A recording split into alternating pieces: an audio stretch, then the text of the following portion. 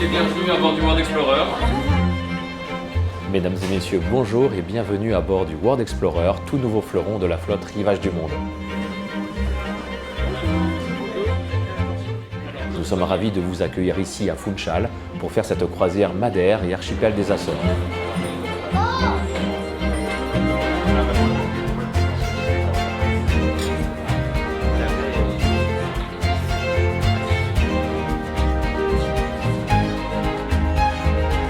Au nom de l'équipage du World Explorer et de Rivage du Monde, je vous souhaite une excellente croisière.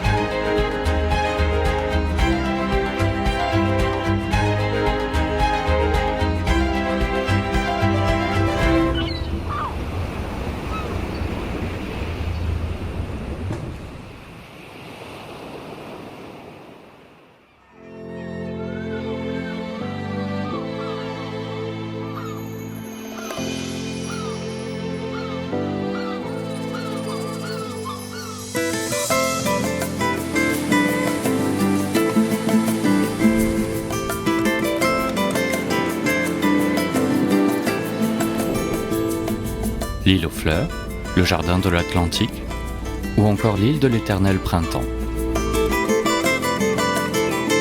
Autant de noms évocateurs et hauts en couleurs qui résument à merveille les qualités joliment préservées de l'île de Madère.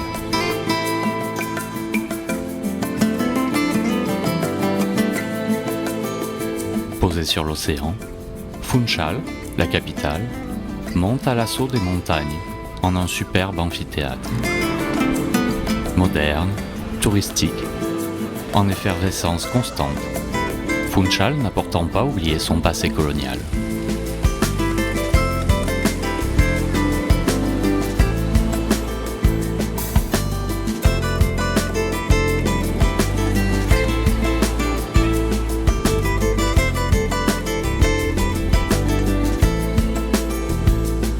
Entre ses jardins luxuriants et ses ruelles animées, il plane dans les rues de son vieux centre, l'âme du Portugal.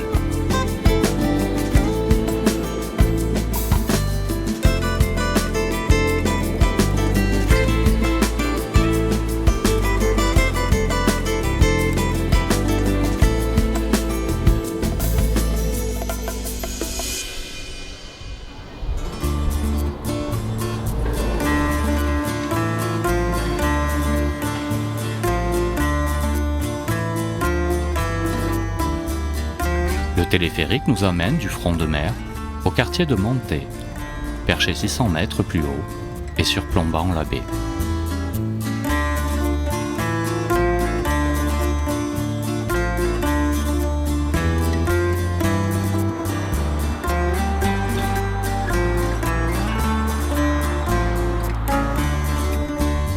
À l'époque, les habitants redescendaient grâce au pittoresque carrosse des Sesto, uniquement utilisé aujourd'hui par les touristes.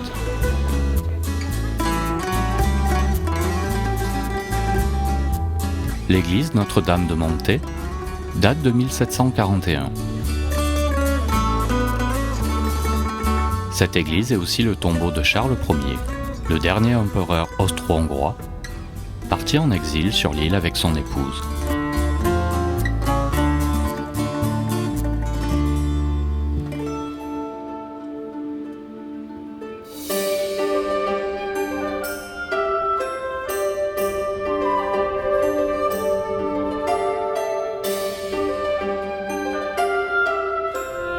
L'île de Madère, outre la richesse de son histoire, sa beauté naturelle et son climat subtropical, est également réputée pour ses parcs et jardins tropicaux, très bien entretenus et comprenant de nombreuses variétés de plantes et de fleurs du monde entier.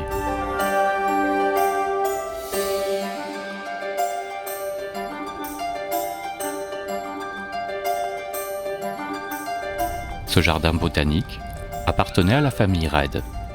Il fut ouvert au public dans les années 60.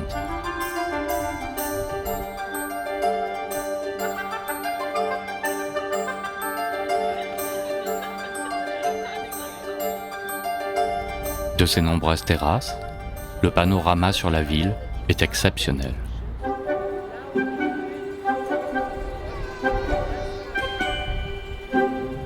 Exceptionnel aussi est le point de vue de Picos dos Barcelos, qui domine Funchal.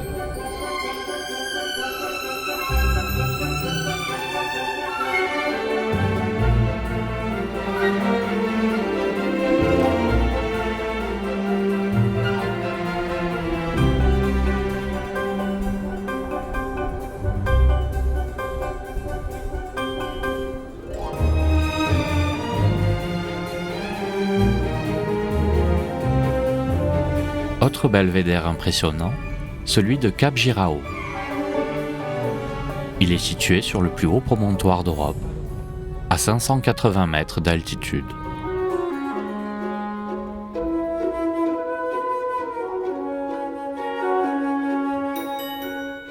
Nous voici, Era do Cerrado, plus de 1000 mètres d'altitude.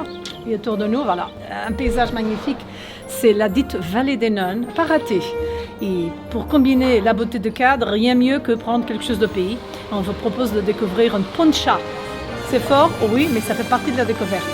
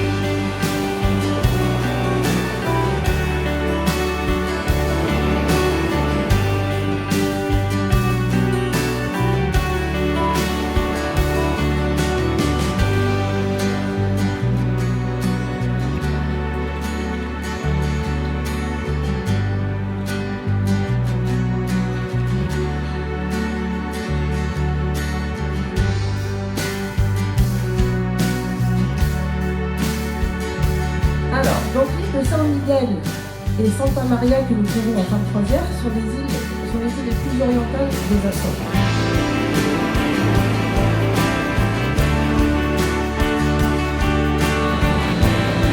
Et voici une bière pour vous, monsieur.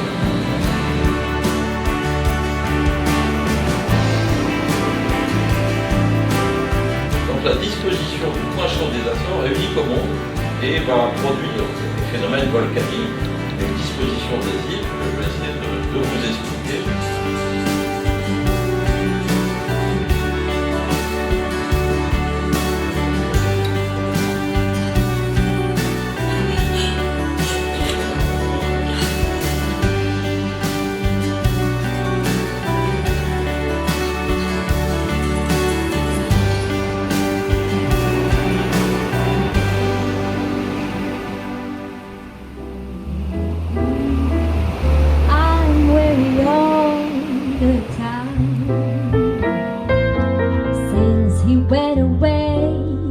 The blues came in and get me. If it stays away, that old rocking chair will get me. All I do is pray the Lord will let me walk in the sun once more. Can't go on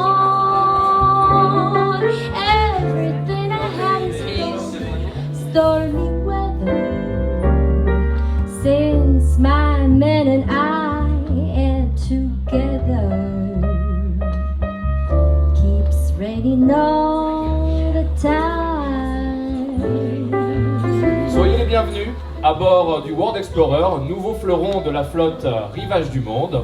Au nom de Rivage du Monde, Mr. Cruises, les officiers de l'équipage, je vous souhaite la bienvenue à bord et une excellente croisière.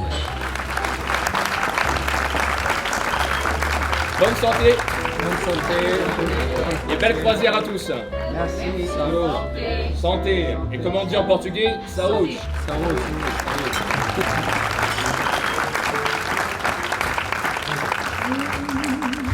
River wider than the mile, I'm crossing you in style when they all dream. Make your heart wherever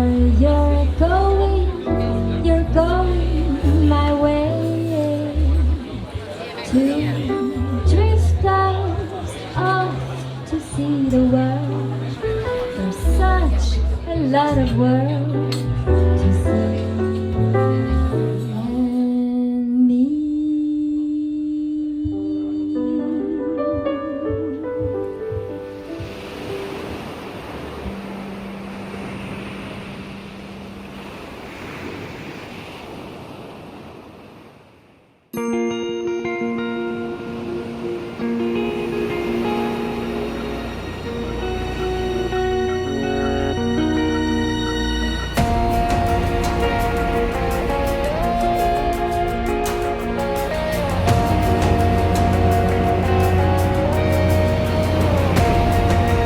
Bonjour, bienvenue aux Açores. Nous sommes au milieu de l'Atlantique, à 1500 km des côtes portugaises et à 2400 km des côtes des États-Unis. Les Açores, ce sont 9 îles volcaniques qui sont peuplées de 236 000 habitants, c'est-à-dire à peu près la population du 15e arrondissement de Paris ou de la ville de Lille par exemple.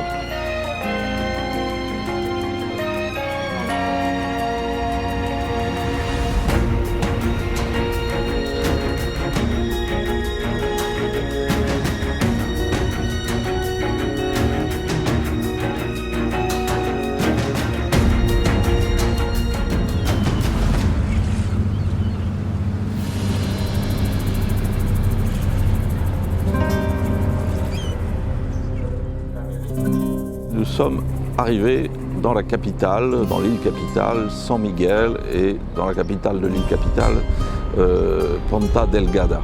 Alors San Miguel, c'est 58% de toute la population de l'archipel. Ponta Delgada, c'est 28%.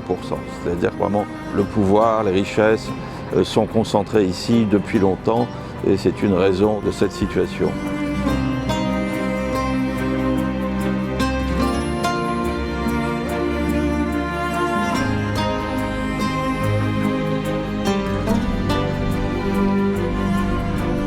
Donc Ponta Delgada, c'est une ville qui a une très belle architecture, bien sûr, parce que les richesses ont permis de construire très tôt de très belles églises baroques et puis de très belles demeures de propriétaires. Et cela reste quand même la plus belle ville qu'on peut visiter lors de ce séjour.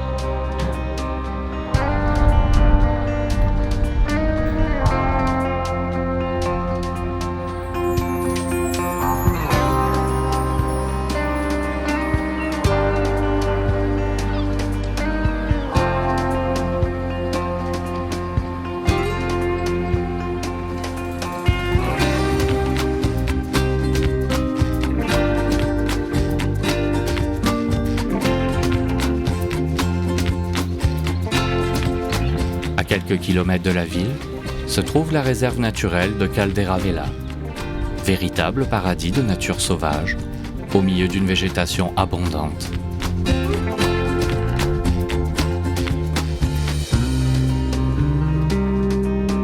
En portugais, le terme caldera veut dire chaudron. Il est utilisé aussi pour désigner les cratères volcaniques. On peut d'ailleurs observer dans cette réserve de nombreux phénomènes volcaniques.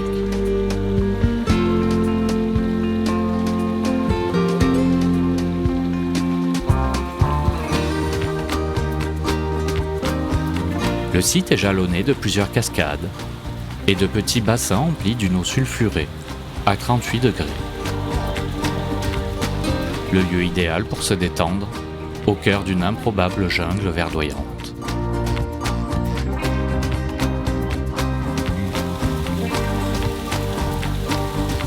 Le bassin de la cascade, réservé aux plus courageux, et lui seulement à 26 degrés.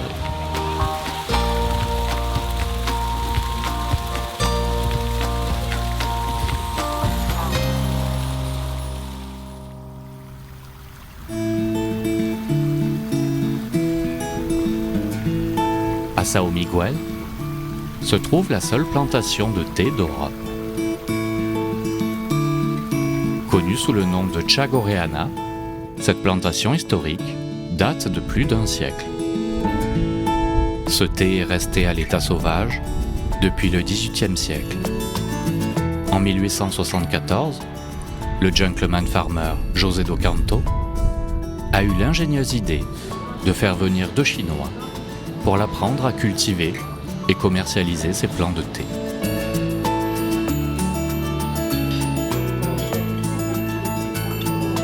La flore exotique des Açores donne une saveur unique à ses feuilles.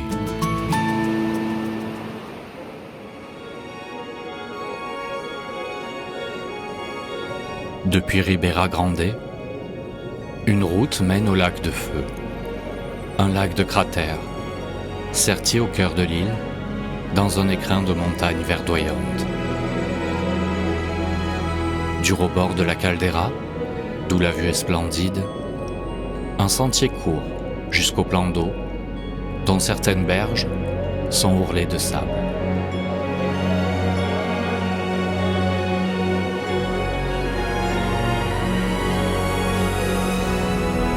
Remplie par les pluies successives, l'eau du lac a des reflets émeraudes.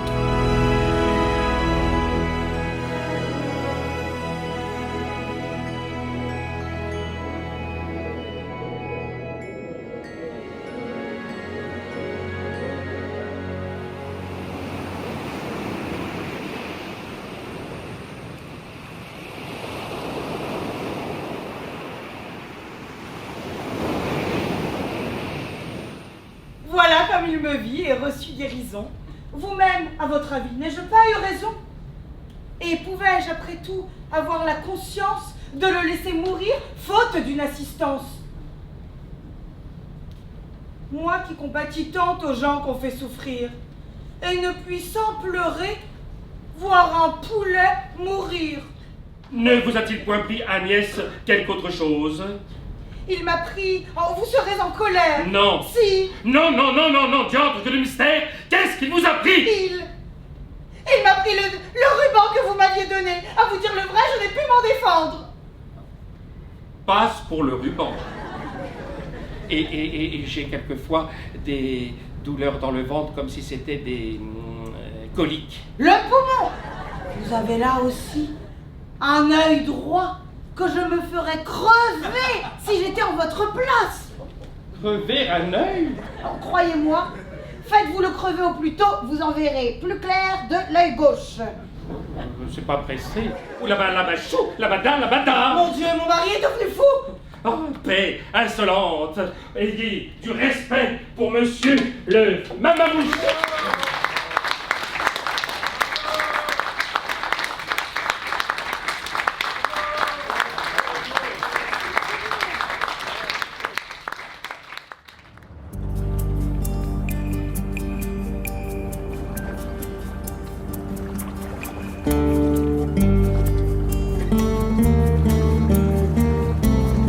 Aujourd'hui, le World Explorer accoste à Praia de Victoria, petite ville portuaire de l'île de Terceira.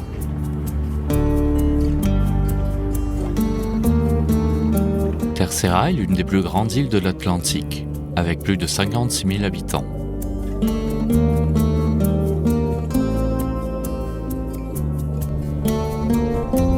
Elle fut découverte par les navigateurs portugais en 1450. C'est aujourd'hui l'île la plus touristique des Açores.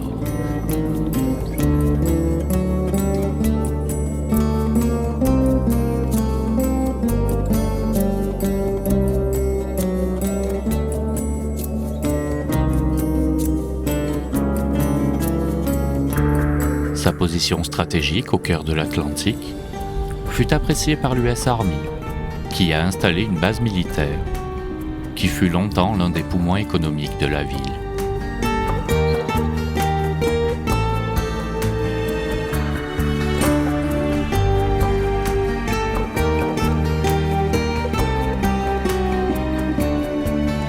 La ville principale de Terceira est Angra do Heroísmo, qui fut la première ville de l'archipel. Ouverte sur la mer, Angra était un endroit de passage obligatoire pendant l'ère des grandes découvertes.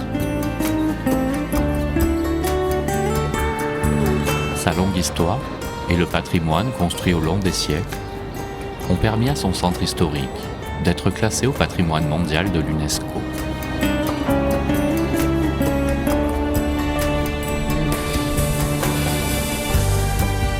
Dévasté par un important séisme en 1980, Angra sut se reconstruire sans perdre le caractère typique de ses rues, monuments et habitations.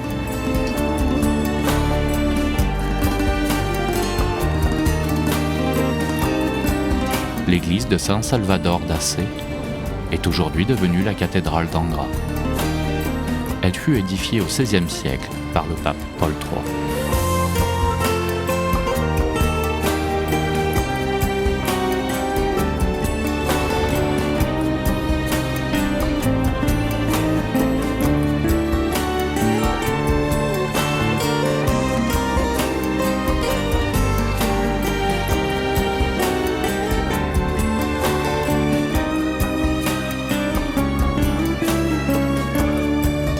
De la statue de Vasco de Gama se trouve l'église de la Miséricorde.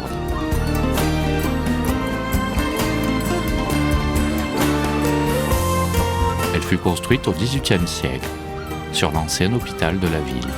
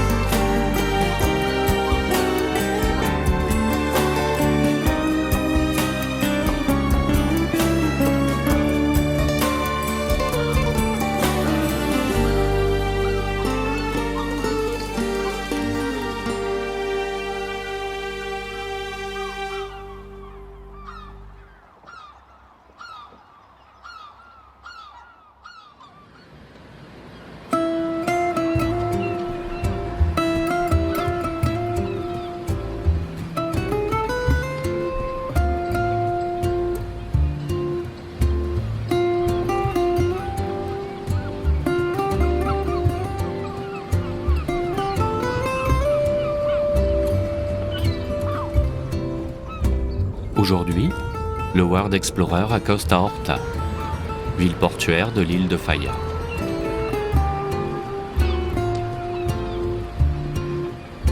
C'est l'une des 9 îles portuaires qui constituent l'archipel des Açores. Les nombreuses églises et monuments de la ville, fondée il y a plus de 500 ans, témoignent de sa prospérité due à la position stratégique de son port entre l'Europe et l'Amérique.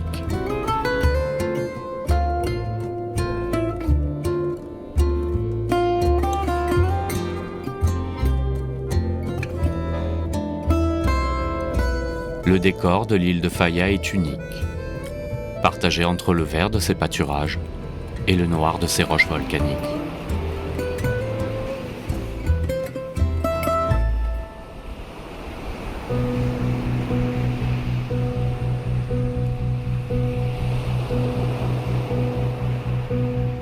Au nord-ouest de l'île, la péninsule de Capello a été formée par des coulées de lave de volcans, dont celui de Capelinos.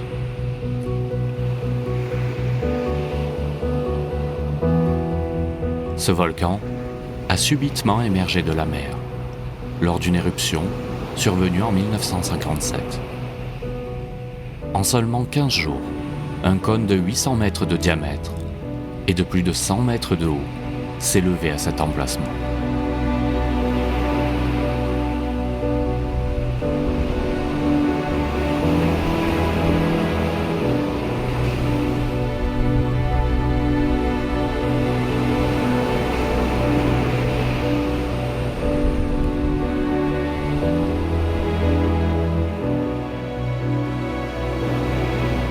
cette partie de l'île a dû être évacuée.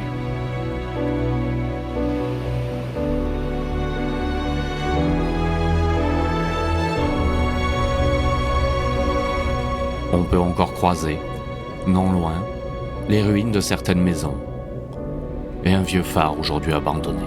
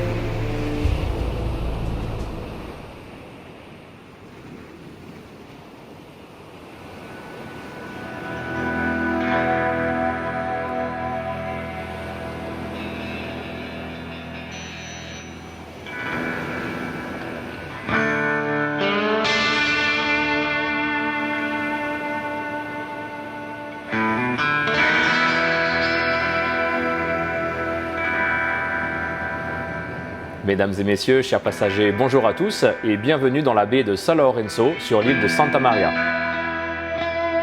Notre commandant Augusto Neto nous propose une sortie tout à fait exceptionnelle. L'équipage est en train de mettre à l'eau les Zodiacs pour nous faire découvrir cette magnifique baie.